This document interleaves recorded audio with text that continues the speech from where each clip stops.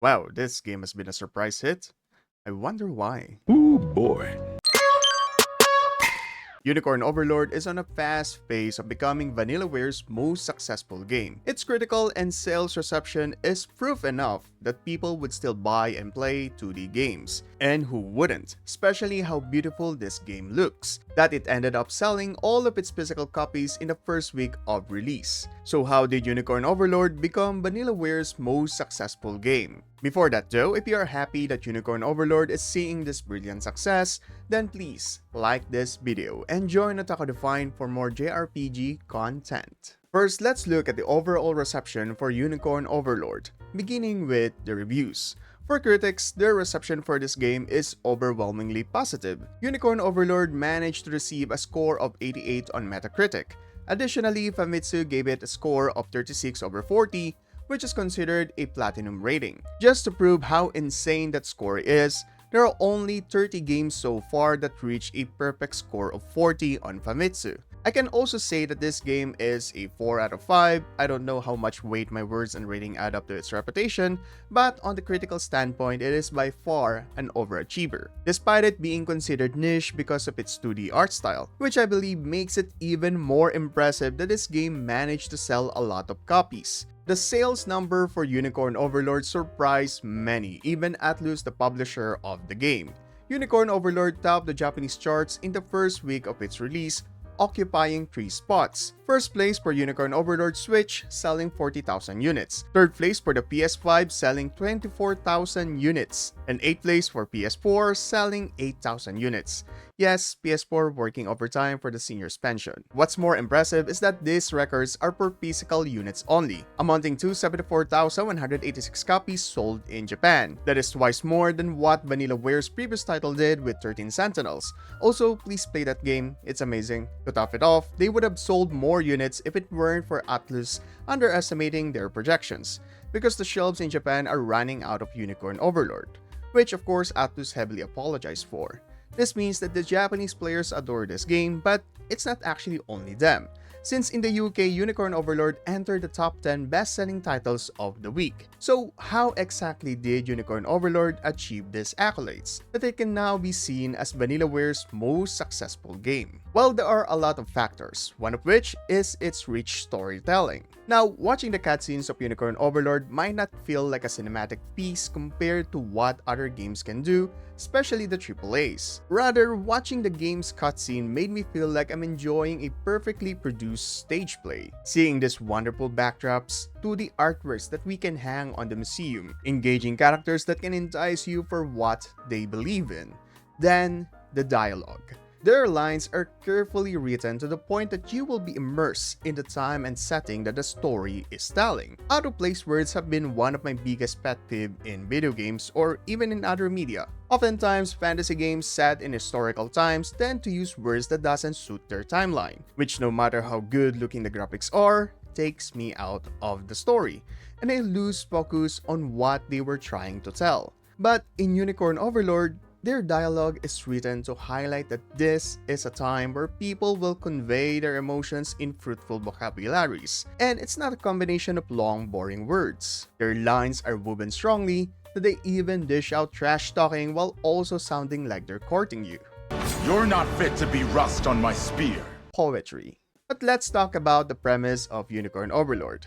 Like what I've said when I reviewed the demo, it plays in a familiar tune of Fire Emblem, a prince who went into hiding after his kingdom got overtaken by traitors. But Vanillaware, who are experts in storytelling, turned this simple premise into one of the most captivating stories ever told in a TRPG. The story becomes richer as you go through the campaign of liberating the continent from the grasp of the Sonorian Empire. Different towns and cities are suffering from their own version of tyranny. There are villages dying from a plague. There are towns agonized by famine. And there are people who are sold to slavery. And what Unicorn Overlord did so well is making every liberation quest stories different from each other. There's also a quest where you have to stop these thieves from robbing a church. I guess holy water costs much now, and I would have killed this guy for stealing holy water, but hey, I needed an archer. Wait, you're not gonna join? Speaking of that, this game offers choices that matter, since it determines whether or not you'll be able to recruit these characters. And the weight of the choices, while it does boil down to recruit them or kill them, the story made it a method to ask the player if you're willing to trust them. Like Jeremy here, who occupied the city and said, "You killed my friends, so please let me join you. I promise I won't stab you or anything." I guess that's fine. There are even choices that takes a whole act just to see its effect. So just be patient if these characters didn't join you immediately. And the characters are what makes the story so engaging in Unicorn Overlord. The characters in this game, much like the story, are diverse. One shining example of their uniqueness is with their morality.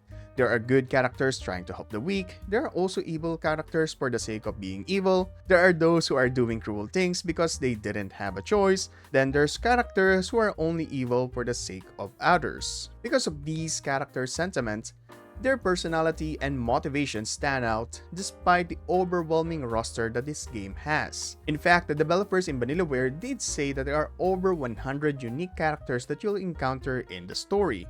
And so far in my game, there hasn't been someone who I can say, "Hey, this guy is just a discount copy of this character." They are all unique. And it's not just on their design, which, by the way, the developers hit all the marks in making sure every player's type is met. Now, 100 characters seems a lot, and you might think that these characters don't have any stories to tell, but that's just not the case.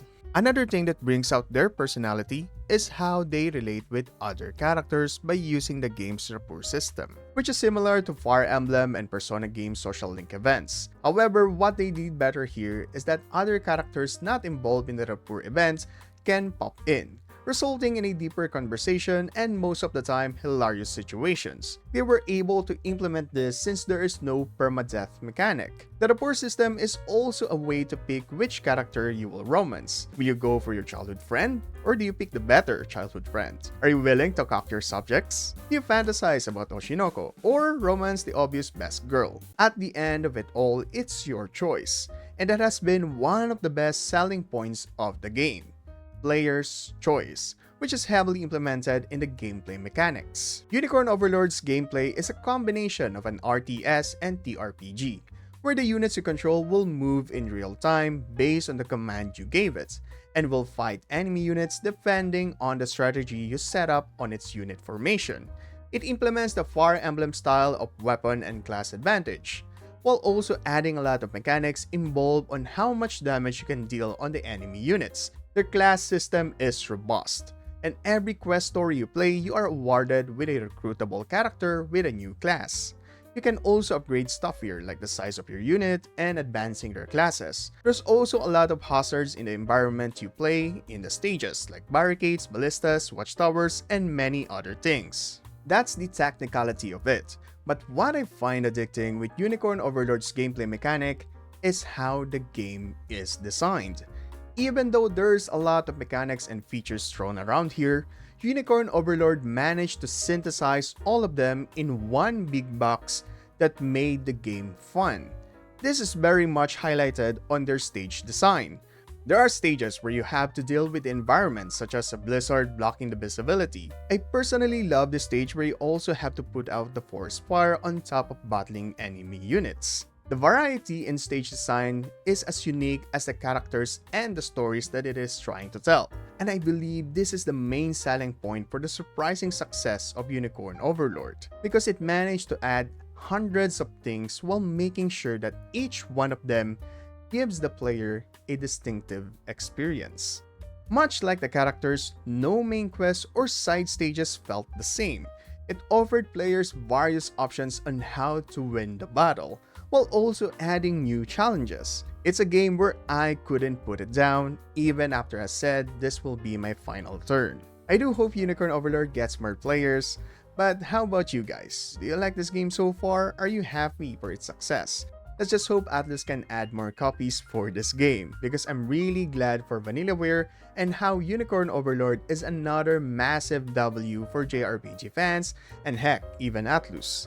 But speaking of Atlus, a number of Persona fans are actually mad at them for not bringing in Kotone, the FMC of Persona 3 in P3R. But there's actually a good reason why.